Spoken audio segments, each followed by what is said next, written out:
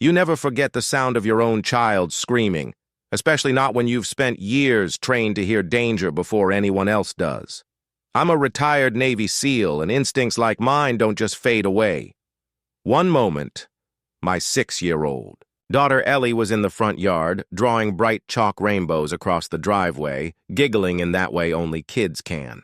The next, her piercing shriek cut through the evening air like a blade, and my body went on autopilot. I shot out the door barefoot, shirtless, already locked into combat mode before my mind even processed what I was seeing. 2 strangers. Clipboard. In one hand, the other wearing sunglasses way too dark for dusk, had my daughter. One had clamped down on her wrist, tugging her away, while the other stood in her path, blocking her as she tried desperately to scramble back toward the porch. Didn't even think. My body just moved. In under 3 seconds, I was between them and Ellie, planting myself like a wall. My stance was square, my eyes cold, my voice edged with steel. Take your hands off my daughter. Now. The woman's grip faltered instantly. She flinched back. But the man? He didn't even blink. He whipped out some flimsy plastic badge, the kind of thing you could buy off the internet for a few bucks, and said in a smug tone, "We're with the Homeowners Association. This child is in violation of unsupervised minor ordinances. We're temporarily removing her for evaluation." That's when the pieces clicked into place. HOA? Impossible. I'd bought this house just 3 months earlier, deliberately chosen. This neighborhood because it was outside the grip of any homeowners association. No bylaws, no hidden dues, no self-important enforcers. Just a quiet yard, clean air, and peace. This wasn't an HOA. This was something darker. I gave them one last chance. "You've got 10 seconds, I said, low, steady, dangerous, "before I treat this like a federal-level kidnapping." The man scoffed and actually reached for Ellie again. Big mistake. He never even finished the motion before I stepped in. One twist, one lock, and the sound of his arm popping filled the yard. He collapsed to the grass, screaming. His partner bolted, but I yanked her down by the clipboard she carried and pinned her to the ground until the cops arrived. Here's the part they didn't know. I had it all on camera. The moment they stepped onto my property, my motion sensors triggered the perimeter security feed. Every word, every movement, crystal clear. Facial IDs, audio, timestamps, bulletproof evidence. But when the police started digging, things only got uglier. These two weren't HOA members at all. They were part of a rogue neighborhood watch council with no legal charter, no oversight, and no authority. For months, they'd been targeting new homeowners, single parents, military families, people least likely to push back, using fake violations and even pretending to run child wellness checks. But they picked the wrong yard this time. And I wasn't going to let it end with just them in cuffs, because what I discovered next proved this wasn't their first attempt, and not everyone had gotten as lucky as Ellie. The cops didn't buy it at first. To them, it looked like a bruised couple on my lawn and a combat veteran standing over them. But then I showed the footage, the fake badge, the woman yanking Ellie's arm, and their entire demeanor changed. The moment they zoomed in on that badge and saw it was nothing more than a cheap knockoff, the officer's jaws clenched tight. Still, that wasn't enough for me. After I got Ellie safely inside with a trusted neighbor, I demanded names, records, anything they had on these two. And I asked one question. Who else have they done this to? The officer glanced at his partner, then admitted, "Actually, you're not the first. 3 other families in the past 6 months filed complaints. Same M.O. Fake violations, threats of child neglect, bogus inspections.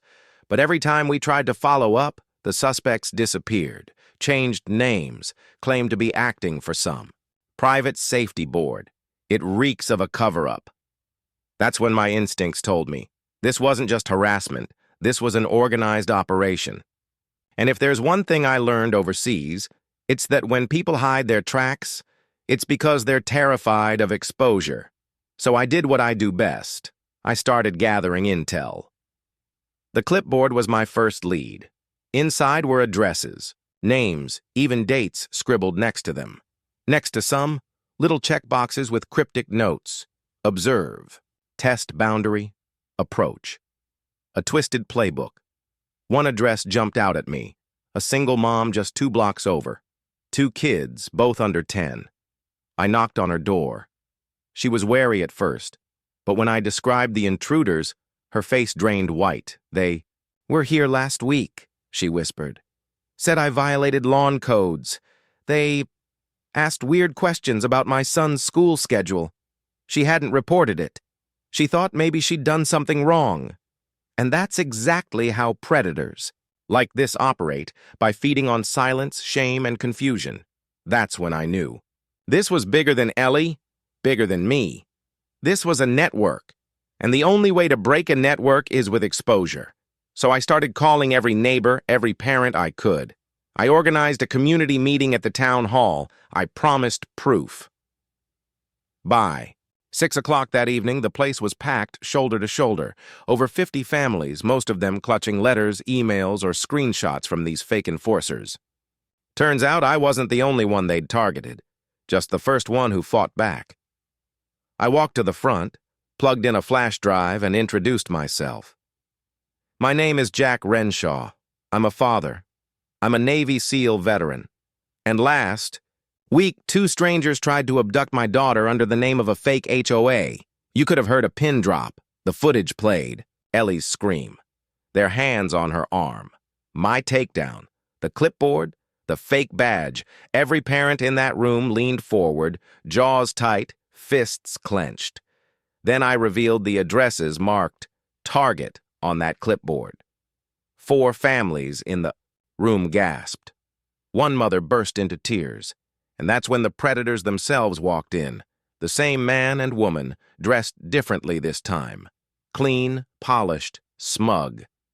A third man followed, older, in a cheap sport coat with a plastic name tag reading, Director of Neighborhood Standards. They didn't know I was ready. These are the people who claim to run your HOA, I said, stepping aside. Tell me, who here ever received a welcome packet, an election ballot, a legal charter? Not a single hand went up. The older man cleared his throat, his voice oozing fake authority. What we do is a public service. We ensure values, safety. Some residents are simply combative. That's when I dropped the bomb. Cease and desist letters, lawsuits filed under their old names in different counties, families who'd been harassed, even one case of attempted child removal. This wasn't oversight. This was organized fraud, and the police, who'd been standing quietly in the back, stepped forward. One officer slapped cuffs on the woman, outstanding, warrant. Another restrained the man, parole violation. As for the so-called director, he wasn't even a resident, just a predator with a printer. But it didn't end there, because inside the woman's car, stuffed in a duffel bag, the cops found something chilling, a ledger. A battered, thick notebook filled with names, addresses, and coded notes, dollar signs, check marks, X's, and when the police cracked it open in front of me, one officer didn't even hesitate. He stepped outside and made a direct call to a federal contact, because this wasn't just a fake HOA anymore. This was something far, far darker. The ledger had more than scribbles. It had an address scrawled on the inside cover, an old warehouse at the edge of town. I knew it immediately. Years ago, it had been a supply depot when I did contract work for disaster relief. Now it was boarded, up, forgotten, or so everyone thought. Wrong. Within 36 hours, we had a warrant. I asked the lead officer to let me tag along. I wasn't carrying a weapon. I'd promised Ellie I'd stay out of cuffs. But I was going in ready, mind. Sharp, senses locked, and what we found inside? It was a nightmare. Filing cabinets lined the walls, stacked so high they nearly touched the rafters. Inside them, personal files, family photos, property layouts, work schedules, even pickup times for kids' schools, complete with GPS coordinates. These people weren't enforcing fake HOA rules. They were building full profiles on families, down to the smallest detail. At the center of the room, a whiteboard loomed. Names sorted into neat categories: compliant, resistant, escalated. My name, written in red, underlined twice. Then came the kicker. Another cabinet filled with forged documents that looked government-issued. Fake seals, counterfeit signatures, mock court orders. And in the back, behind a curtain, a wall plastered with fake badges and laminated IDs. Lanyards labeled Child Welfare Oversight Division, a department that doesn't even exist. They weren't just scammers. They were predators weaponizing bureaucracy. One officer muttered, "This isn't just a con, this is an extortion ring, and maybe bigger." Another whispered, "This looks interstate, multi-state maybe." As we boxed up evidence and shut down the site, I realized this wasn't just about Ellie anymore. It wasn't even about my neighborhood. This was about sending a message.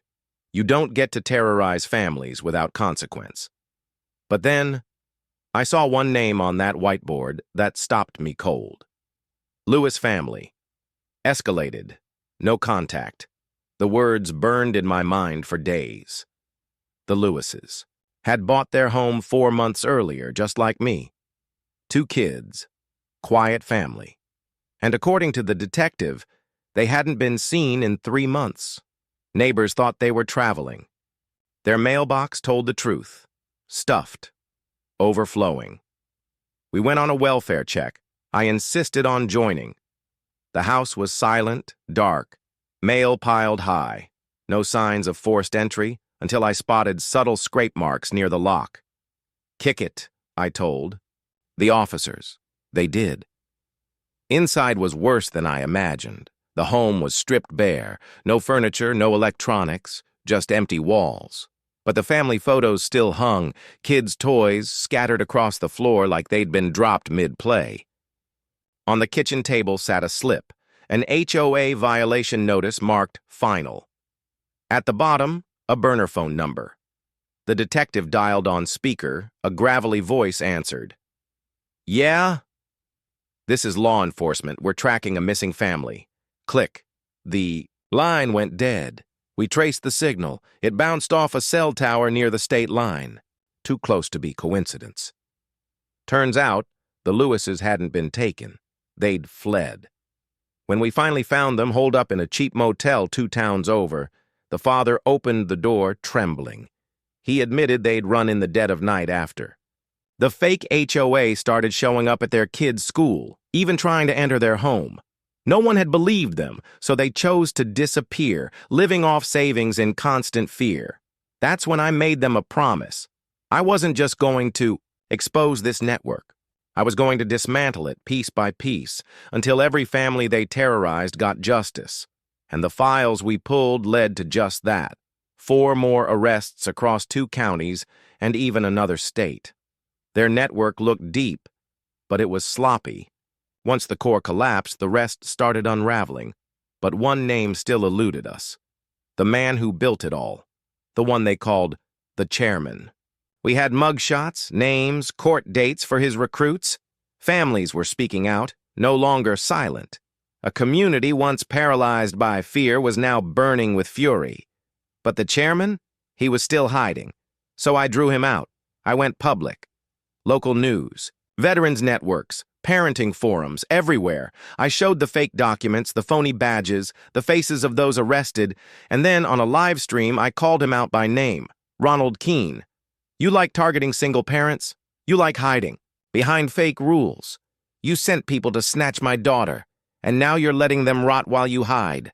Then I dropped the bait. I announced a community-wide meeting, press invited, held at my property. Open door, no hiding.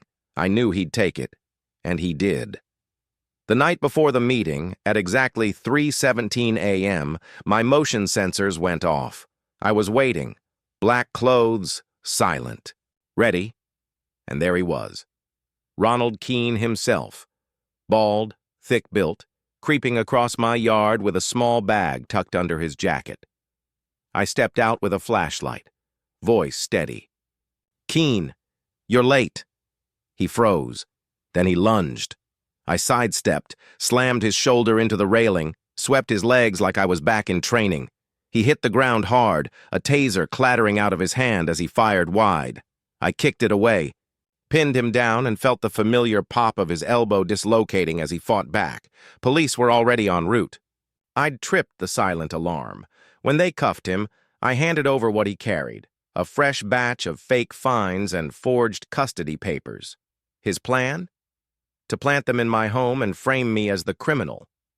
It didn't work. The news exploded. Keene had warrants in 3 states, a web of aliases. He'd been running scams like this since 2010. Hundreds of families had been his victims, most never even knowing his real name. Now they do. The mayor gave me a medal, but I didn't need it. What mattered was this: Ellie still plays with chalk in the front yard. I still watch from the porch, closer now, sharper now.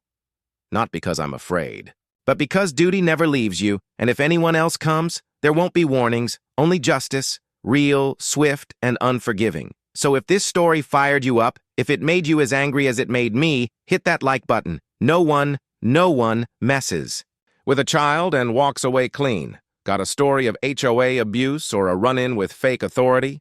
Drop it in the comments. I read everyone. And if you want more raw takedowns like this, subscribe and ring that bell.